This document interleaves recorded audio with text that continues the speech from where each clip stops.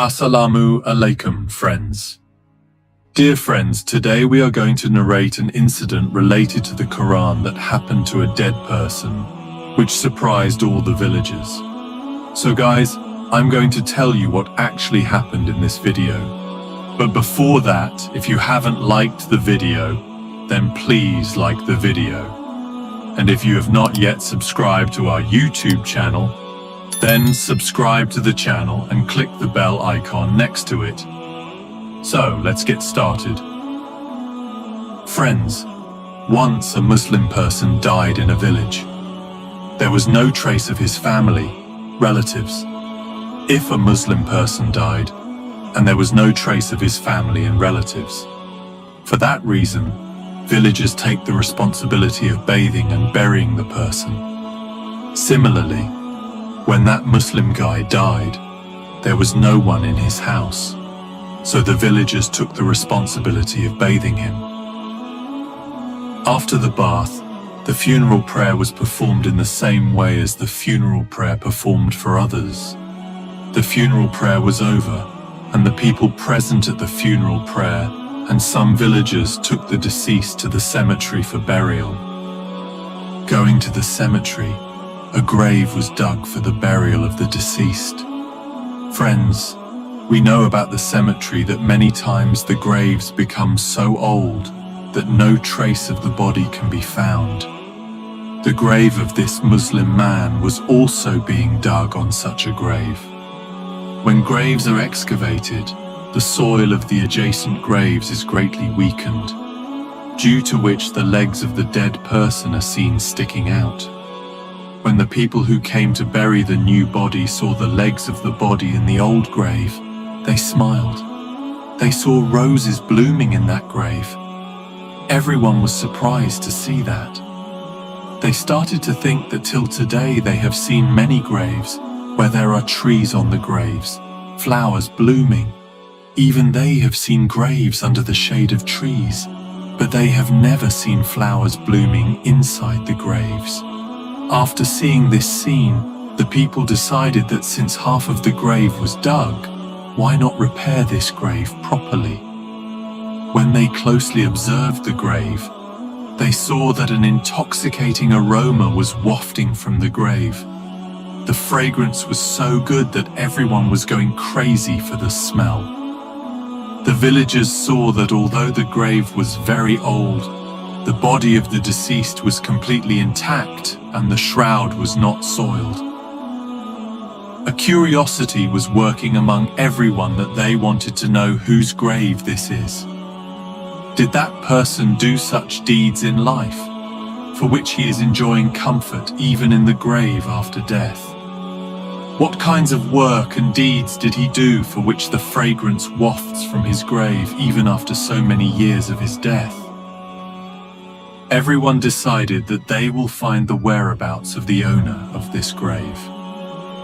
They again covered the grave with soil and buried the body which the villagers had brought along. The villagers then spread out to all the surrounding villages and tried to find the owner of the grave.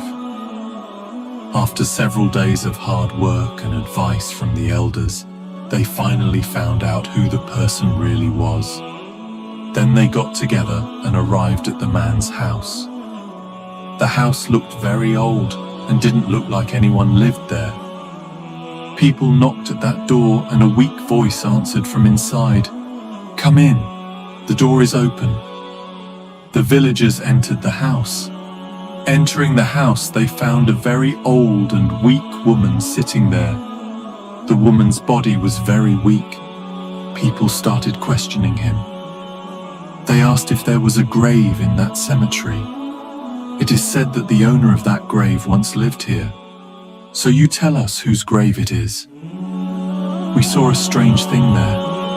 A very nice smell was coming from that grave. Roses were blooming inside the grave.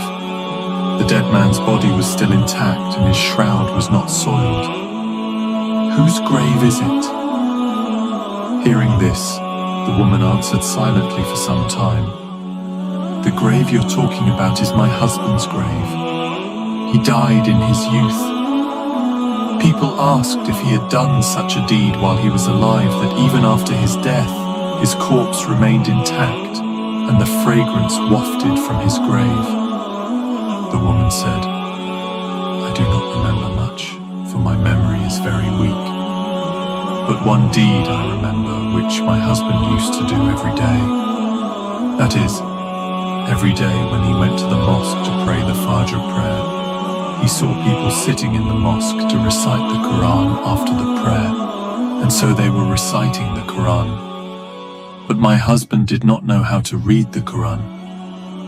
Because of this, he felt really upset and returned home with tearful eyes. And he used to say, 'I am unfortunate that I do not know how to read the Quran.' He would take the Quran to his bosom with propriety and kiss it, and tears would fall from his eyes.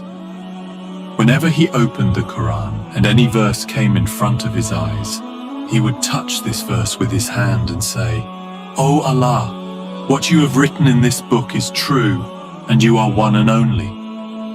He would repeat this same thing for quite some time with his hands on a verse, and tears would fall from his eyes. He would then kiss the Quran and hold it close to his chest and leave it in place.